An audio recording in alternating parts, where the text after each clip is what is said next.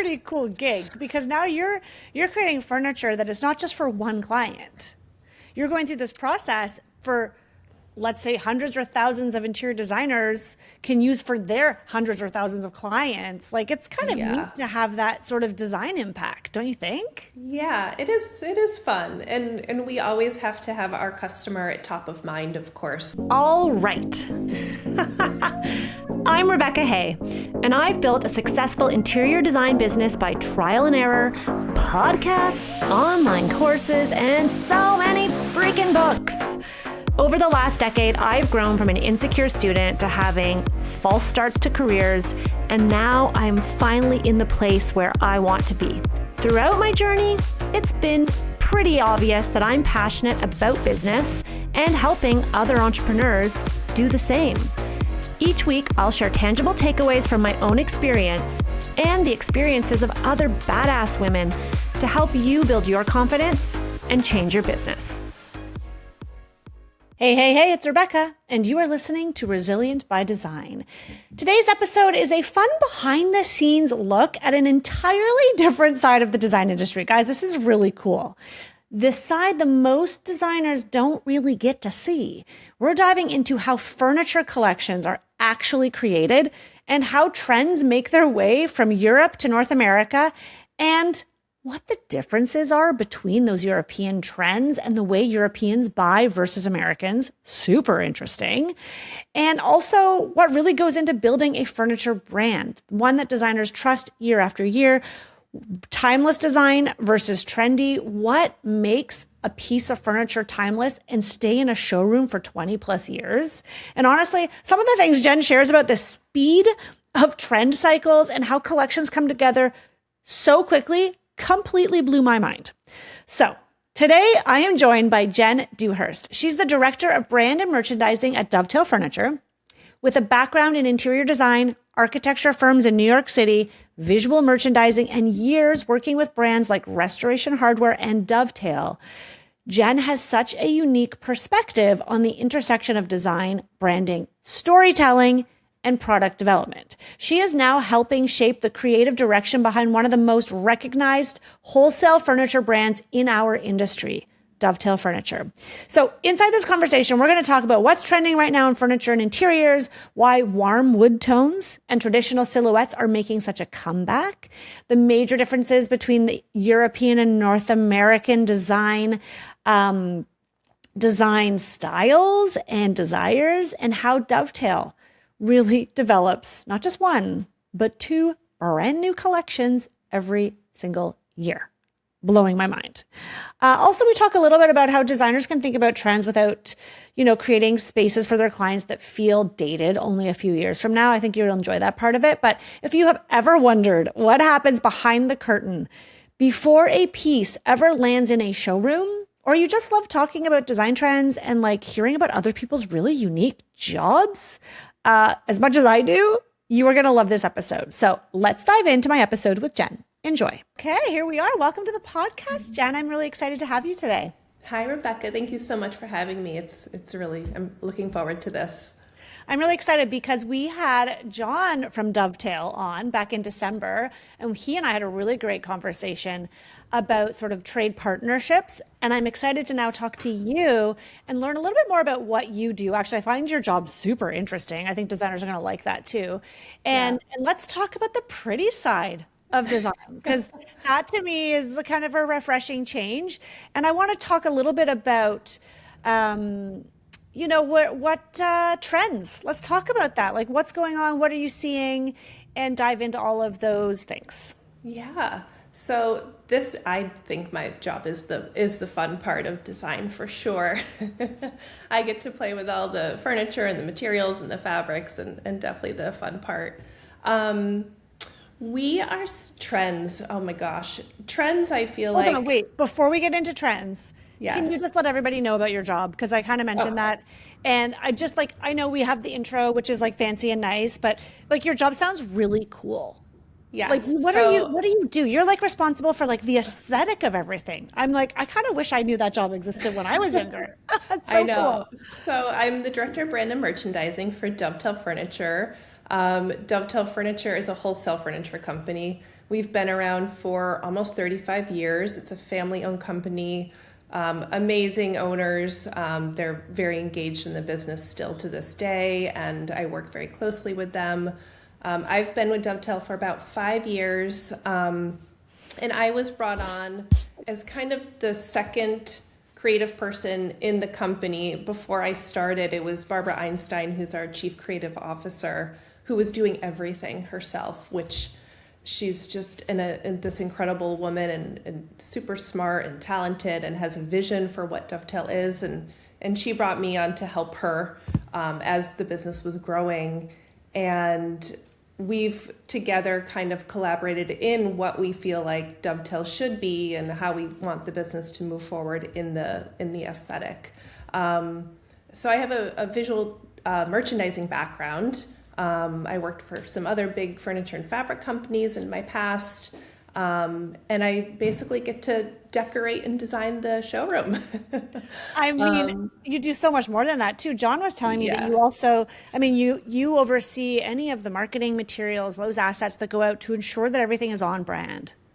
Yes. So part of, having just a really cohesive feel for our brand, we want there to be a through line for the story of what Dovetail is. If you go on social and you see a photo, you want to know that it's Dovetail. So I oversee a lot of the photography that we create in-house.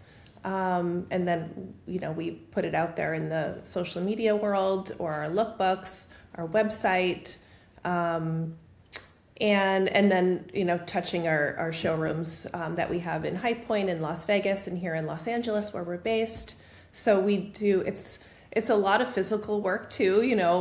I'm not just here pointing fingers. I'm very active too in the actual merchandising and moving stuff around and doing a lot of space planning and deciding if we're going to paint the walls a certain color and selecting all the art and accessories. I have a big hand in accessory buying and product development for that. And then I also work with Barbara very closely on the furniture product development too, and kind of help her with all of that with all of our manufacturers. So. Amazing. I do today want to go a little deeper into how these collections that you have, how they're actually built behind the scenes, if you will indulge us, because we always like to see a little peek behind the curtain. Yeah, it's a lot. So we start our development roughly about 6 months before, 6+ months before we're launching the collection. So before High Point, April, we already have started development for what we're going to show in October. We develop a lot of product. We have a really fast turnaround for our collections.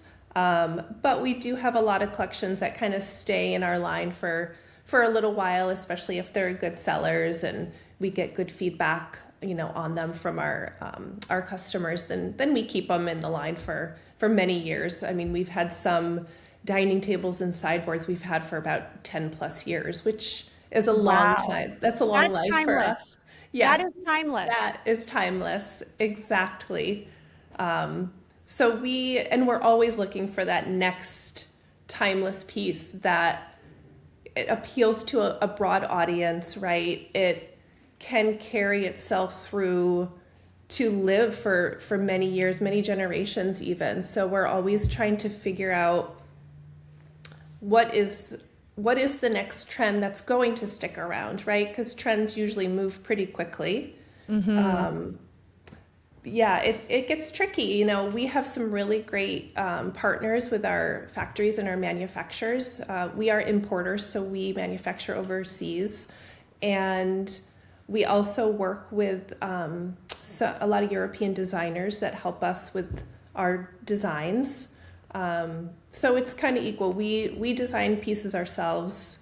We also rely on our designers, and then we rely on our factories they have in-house designers too sometimes that design collections for them, and we tweak some things sometimes, and it's a lot of brainstorming, a lot of going on Pinterest and looking at different various publications and kind of being out in the world, seeing what's out there to get inspired. So cool. I mean, I'd be like, I have to travel to Milan. I have to travel for my job. Like, guys, if I don't travel, I can't design furniture or help you. Yeah. So you better sign me up for travel. Yeah. Yeah. Yeah. We do a lot of travel. We're actually going to India and Vietnam in a couple weeks to go visit some of our factories. We're hopefully going to start with a new factory that we just learned about, and we're hoping they're a promising source for some of our new case goods.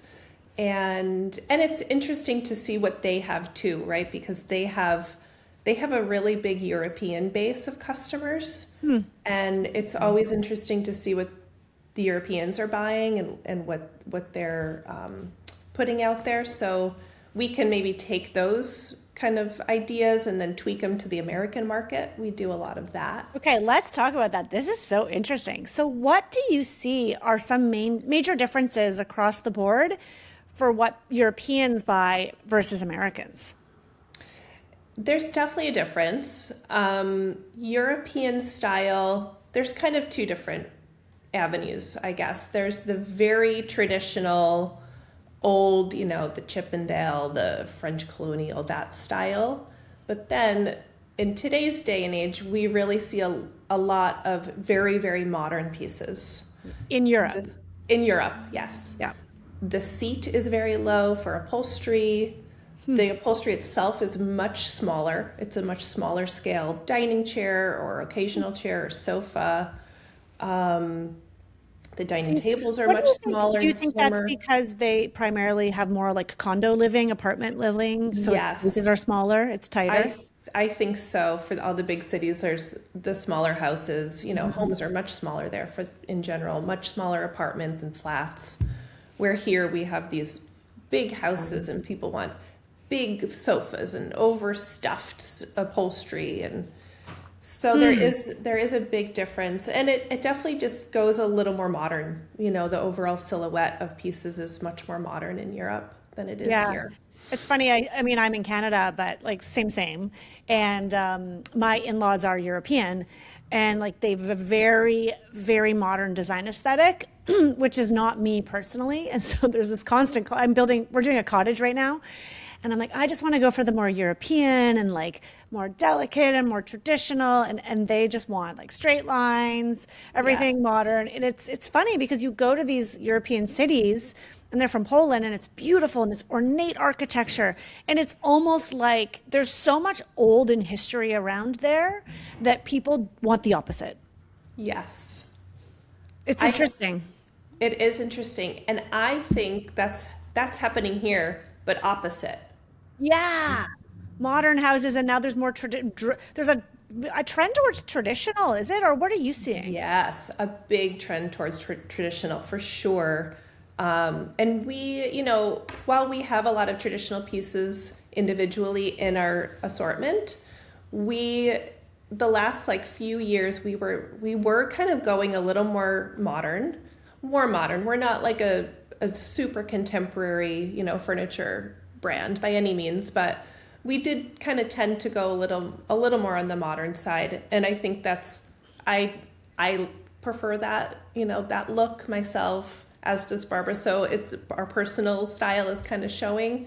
And then about a year plus ago, we were getting a lot of input from our sales reps who are out in the field, seeing what people are liking, seeing, what homes are being built. And they were the ones that were really pushing us that we need to do more traditional style pieces. And we did that. And so if you were to visit our showroom in April in High Point, you would have seen a huge difference from April this year from April last year. And we have a lot of more medium brown wood tones, which is everywhere right now. Prior to that, we were showing a lot of light natural, that light warm, like gris wash, people call it. And that is kind of trending out. I think it's this warmer, these rich brown tones are just, that's what people want right now. These rich even in the upholstery, these kind of richer, earthy, rich colors, if that makes sense, like the olive greens, the caramels, the rusty terracottas. we've been seeing that for a little while, and it's still, I think, a thing that people are wanting. I agree. I mean, as designers, we always seem to be a little bit ahead of the curve. You know, it's really hit when IKEA's saturated with the color. We're not there yet because I was at IKEA yesterday. Don't ask, but Okay. they're not quite there yet. They're still on the blue kitchens, so they'll Yes. get there. Yeah, Yeah. that's so interesting. So when you are designing these pieces and you're helping with the merchandising, you're giving feedback, and the team is working on building out a line. You said it's about 6 months you start thinking about it. Do you mean that you're thinking, okay, we're going to introduce like a new sofa silhouette, we're going to have a new nightstand, or like what does that look like from an ideation standpoint? And then from there, is it like we're sketching and you're working with the manufacturer on the construction of it? Like it's only six. I'm actually kind of surprised. 6 months does not sound like that long. Yeah. Yeah, it's pretty quick. We're kind of like, okay, get ready, go. Start drawing. Yeah, so we do a lot of sketching ourselves. Prior to that, we kind of have our counts of how many new sideboards, new dining tables, new chairs from each category that we want to show. And it's quite a few. For an example, we usually like to show 20 new sideboards each market for High Point. Wow. 20? Yeah, 20.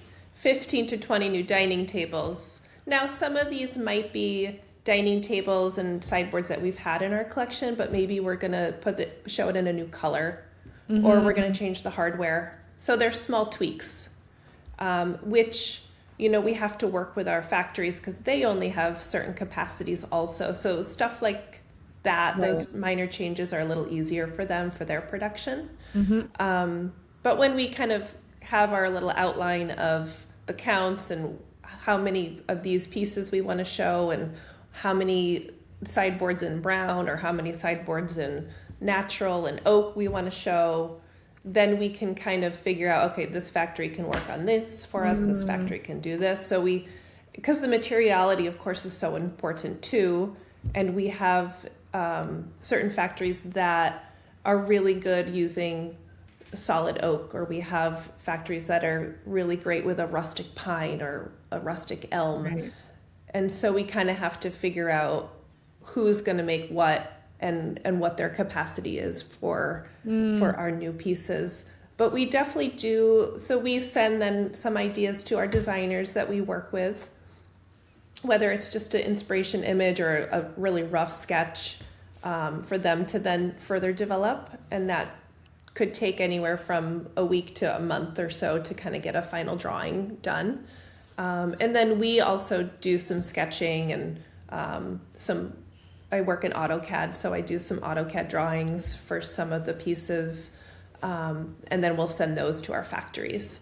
So it's a lot of work, but it's fun. I mean, it's fun to kind of brainstorm these ideas. Barbara and I work very closely with that, and we always send each other, texts like, oh my God, look what I just saw on Pinterest. How cool would this chair be in a bench or, whatever it is. So, I mean, that's a pretty cool gig because now you're creating furniture that is not just for one client.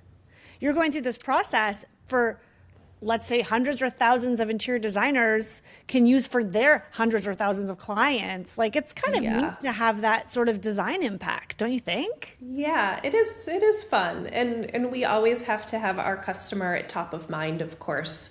Yeah.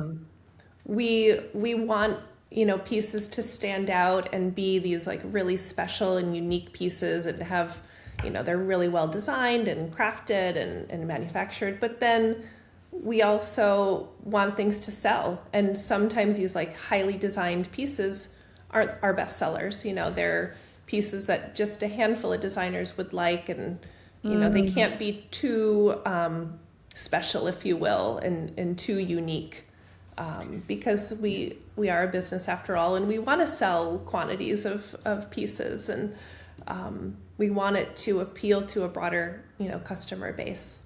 Yeah, it must be a tricky balance between, wanting to be, a little bit more at the cutting edge of design and trends and what's happening to build a name, but then also have those timeless pieces that maybe have more mass appeal, but it's like finding that balance of some pieces like are this, some pieces are that. What would you say Dovetail is known for? Are there any pieces in your line that have been around a long time that everyone like, they're like solid go-tos?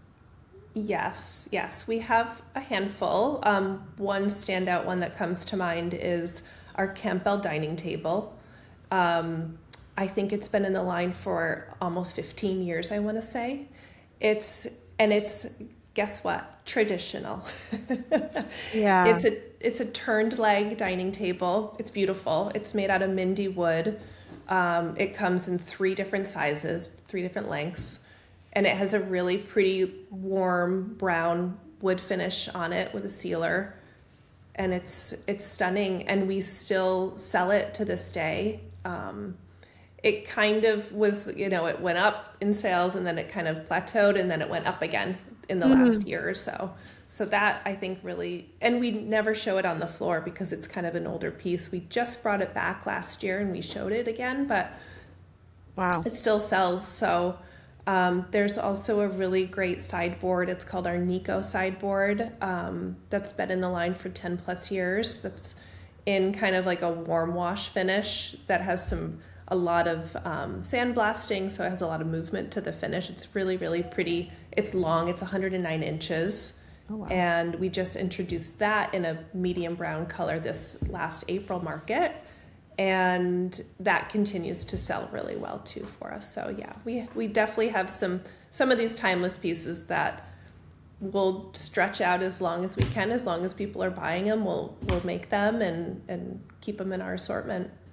I love that. It says a lot about Dovetail actually as a furniture company that you do have these tried, tested, and true pieces that people are still buying. You're not just chasing the next trend. I think that's really important. And I know that interior designers, they want to be current, but a lot of the times our clients, they're not up to speed, right? Like the homeowner is we have to push them a little bit out of their comfort zone. And so sometimes it can be hard to get, to those trends we see on Instagram. Not every client is really up, wants that. How do you decide when you are creating a new line? How do you decide if something's a trend versus something that you will have staying power? Or do you know? We don't really know. We take chances. I mean, we think of ourselves as a fashion forward company in a sense. We do like to be on top of the trends in a way. So our assortment is pretty balanced. We do have some pieces that are very trendy and we think are just super cool, and maybe they'll sell for a year and then they're done, and that's okay with us.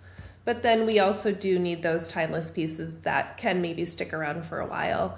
But to your question, we don't know if they're going to be. I mean, when these pieces I was just speaking about, the Nico and the Campbell table, are maybe we didn't know that they were going to be around for 10 plus years, Right. It's just a great surprise at the end of the day. Would there be like specific design elements that you've seen that kind of do end up signaling more longevity? I feel like what it comes down to is a really well-made piece. I think a lot of designers can see the craftsmanship in a piece and not necessarily if it's solid wood, right? There's this misconception that veneer is terrible and everything has to be solid, right? That's kind of a whole other conversation. But I think you can tell if it is just crafted well, if the doors are aligned, if the joints are aligned, if you can just, when you open a door of a sideboard, you can just feel that it's good quality, that with the hinges and the, all the hardware. I don't know. And that is the power of going to market, going to the sure. showroom and actually seeing the quality of pieces. I remember one of the first times I went to market, I went to this showroom, not yours. And it was like a really like hype, trendy. Everyone was talking about it. I'd seen their pieces online in a lot of places. And I remember walking to the showroom and just being like, aghast. Like the quality was not at all what I expected. It was not good. Just the joints, the materials, like it was, and this was in the showroom and it probably hadn't seen that much wear and tear. And I thought to myself, oh, maybe I don't want to specify this. So I do think there's so much power in going in person so that you can see, touch and feel and sit and all of that. For sure. Yeah. Yeah. Yeah. When designers are sourcing for their clients, like how should designers be thinking about trends? Like if they have clients who want something current that's not going to be dated in 2 years, what would your recommendation be? Yeah. I think when you're just an interior designer is designing for a client, I mean, the client is first of mind. They have to think about how their home or this room that they're designing is going to function, and what's important to the client, right? Is the client going to design this room and not touch it for the next 20 years?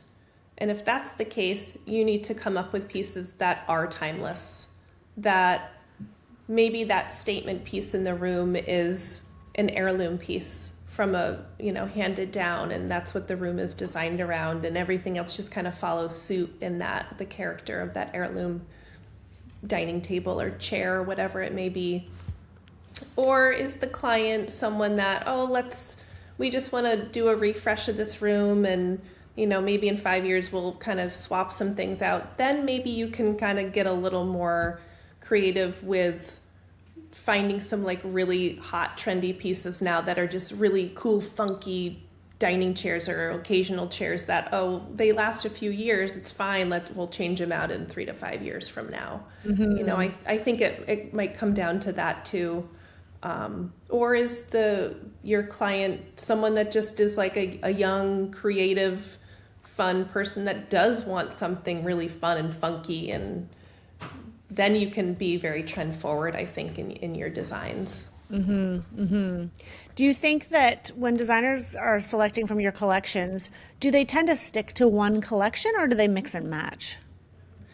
I think our customers, I think that's the good thing, number one, about Dovetail is we have a very broad assortment of our aesthetics with what looks we have. We have because we know our customer is everywhere in North America, right? So it's very regional. We have our West Coast customers, we have our Midwest customers, we have our Florida customers, and our East Coast. So, and the looks are very different, according to region. We know. So, I think it's just very specific for what region they're shopping in. And we have that, we have kind of something for everybody, if you will. Right. So Dovetail is one of those, and again, I have not been to your showroom and I cannot wait to go. Hopefully this fall. Fingers crossed. So. Yeah. Also, just a sidebar. I saw pictures of your showroom. Someone from my team was there and she shared pictures, and it's so cool. I know I'm kind of going down a rabbit hole here, but that you have all this exposed brick. What building are you in at High Point? We're in Market Square. Market Square. That's such a cool building. So anyone listening, if you haven't made it there, because I feel like the first time I went to Market, I didn't even go to Market Square because there's so much to see. It's huge, yes. And you have to kind of plan your route and plan what day you're going to be where. But it's a beautiful building. I think it was an old hosiery building. I mean, back in the early 1900s or something. Yeah, it's super cool. So yes, there's all this exposed brick that we like. There's all these old rustic timbers for posts. The floors are, I don't know what the floors are. They're kind of an orangey color. We don't really love that, but we can't really touch anything. There's a lot of rules, but it makes it really interesting, and it has a lot of character to it. There's these beautiful windows. We have a lot of gorgeous light coming in all the rooms. So. Yeah. That's amazing. And so you carry, back to what I was trying to talk about before I kind of was like, woo, shiny penny. Yeah. No, that was all me. I just feel like designers need to know that, because I didn't know that initially about your showroom because I hadn't been there, and or I still haven't, but is that you do carry also various styles. So it's not like, because some suppliers, some showrooms really, they lean into one aesthetic.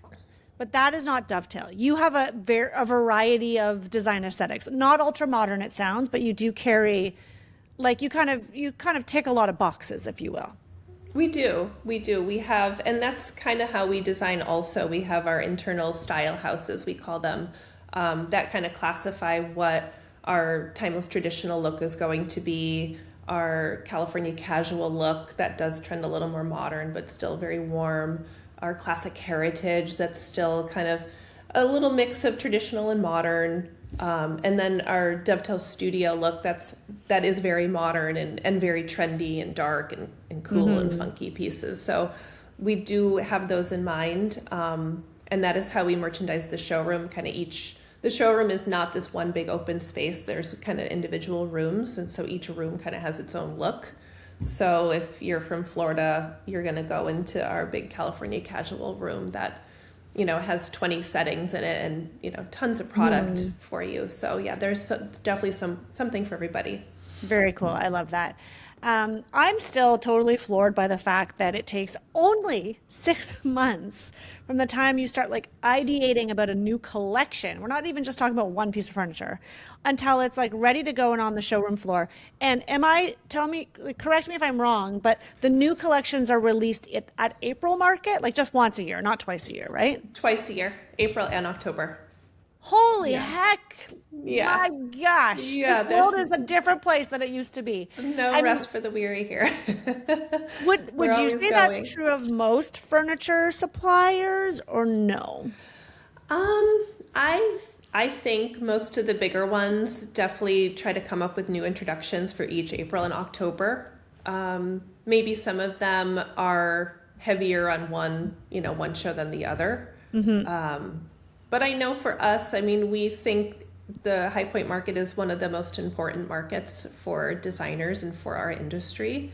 And we don't want to miss an opportunity. So we push and we do it. We get it done every time, knock on wood. And lucky for us, we do have some great partners that we've been working with for many, many years, for 20 plus years. So they kind of know how we work also. And they keep up, and we travel. Like I was mentioning, we go to India, Vietnam, multiple times a year, also to see the samples. So that helps. So the product that we started designing before High Point, we'll go see at the factory as a sample, and then we can make changes if needed, or approve it, and then they ship it to us, so then we can have it for October market. So if I come in the fall, I'll get to see the pieces from April, but then I'll also get to see new pieces. So hopefully we keep the ones from April, but I guess it depends on demand. You just sort of go based on the customer. Yeah, that makes sense. We do. And kind of what our idea is too for the merchandising for that show, if we want to keep it, or if it didn't sell that well, then maybe we take it off the showroom floor and it's just available online still for another short while. But okay, so everything in the showroom isn't the limit to what you can find at Dovetail, sounds like. There are pieces that don't make it to the showroom floor because there's a capacity issue, even though it's huge. That's so interesting. I just learned so much about the whole process. Thank you so much, Jen, for giving me that insight, and all of our listeners. I'm sure a lot of listeners today really had no idea of the process behind it and the thought that goes into it and the quick turnaround. And what that does tell me, though, is that you really do have your finger on the pulse of what's happening in the industry, because if you're turning around a new collection within 6 months, you're on top of it. There's no way that you're falling behind and dated. That is amazing. We live in a crazy world where that's needed. It's with fashion, it just, things are changing. And so it can feel overwhelming as a designer sometimes, because you start a project, but by the time that project is finished a year and a half later, you're like, I don't even know if this is in style anymore. So it's balancing always those trends with the timeless pieces. And it sounds like you have a lot of that there. Absolutely. Yeah. And use another trend too now, just to one more little tidbit, is traditional pieces, but then you add modern elements, and whether it's art or a rug or whatever it is. So I think that's something that's trending now. That is, I think it's always kind of been around, but you're seeing it a little more. Yeah. So. It's the way I picture it is the true architectural digest, the OG designers and decorators of the last, half a century. Those top tier designers have always been mixing traditional and modern. Yes, for sure. And I think it's great that it's getting its moment has a little bit more of a mass appeal. It feels more curated. It feels more collected. It feels more lived in and real, as opposed to you pick a furniture suite off of the showroom floor at your retailer and you plop it in someone's house. Yeah. Yes. And we try to do that with our collection. While everything doesn't come from one factory, it comes from multiple, but if you were to pair the coffee table from one and the dining table with another, and it's kind of in the same room, it looks like it kind of goes, it's not matchy-matchy, but it looks, cohesive still together. I love it. All right. It's that time where you share a last nugget of wisdom for our listeners today. What do you have for us, Jen? Just thinking of how to put a room together, right? When you're shopping for your client, I think, every room needs a point of view. And it's usually that one piece that is kind of setting the tone for everything, whether it's a new piece or a family heirloom piece. And everything else around it needs to support it, right? It needs to follow suit and just not compete and just make it feel cohesive and lived in and like it's the room you never want to leave. I love it. I love it. Thank you so much for joining me today. And if anybody wants to find out more about the collections at Dovetail, we will include the link in our show notes, and follow on Instagram, right? You guys are on Instagram. We are. I think we're on all the we have a social media marketing manager who I think she's everywhere. So you can find us anywhere. Amazing. We will share all of those links inside the show notes. Thank you so much for joining me today. It's been a pleasure. You're welcome. Thanks, Rebecca. I loved that episode. Okay, guys, how interesting is it? I still cannot believe that it's only 6 months from the time they have an idea for the new collection that they create it and have it on the showroom floor. Like, guys, it takes longer than that for me to design some custom pieces here in Toronto. Like, I obviously take several months designing, figuring out what I want. Then we're back and forth and figuring out the vendor pricing. Then they have to make it. That's a few more months. Like, you're probably looking at 6+ months just to have a piece made locally, let alone ready to mass produce. Like, that is insanity. But what that does tell me, and I said that in the episode, is they really have their finger on the pulse of what designers want and need. And that also tells me that they're very responsive to feedback, which I think is super cool. When you walk into your retail store and you say, well, I really wish that you had, furniture that was in a darker tone of wood, they have really no control over that unless they get that information back to Dovetail or back to one of their furniture suppliers. But you as a designer have so much power in a way to shape the trends of the universe. Just saying, I thought that was really cool. Anyhow, I hope you enjoyed that episode. Definitely check out Dovetail's website, and please go back and listen to the episode that we did with the marketing director from Dovetail back in December. I recorded episode 312, Stop Shopping Retail, How Wholesale Vendor Partnerships Boost Profit in Your Design Business. Go back and listen to that. That was with John Genova, who is the marketing director of Dovetail Furniture. And we talk about how you can work with wholesale vendors to increase your profit margin. You guys are going to love that episode. So go back and listen to it. And he actually talks about their website and how incredible it is and how easy it is for designers. So go back and listen to episode 312. I'll link it in the show notes as well. But I really do believe that these conversations need to be had and out in the public. Like, this is how a furniture line comes to life. And, here's how you can influence what's happening in the design industry. You got to go to market, though. Guys, we got to go to market. We have to go to market. Someone hold me to this. We are going to make it there. Thanks again to Dovetail for sponsoring this episode. They're a wonderful collaborator and partner, and I cannot wait to be in their space this fall. If anyone else really has been at their showroom and has loved it, send me pictures. I'd love to see pictures. If you want to join me in fall, going to High Point Market, send me a DM, send me an email, hello@RebeccaHay.com. Let me know, should we organize something at High Point for the fall? I would love to go with you. That is everything. I hope you enjoyed this episode with Jen. Have a great day. See you soon.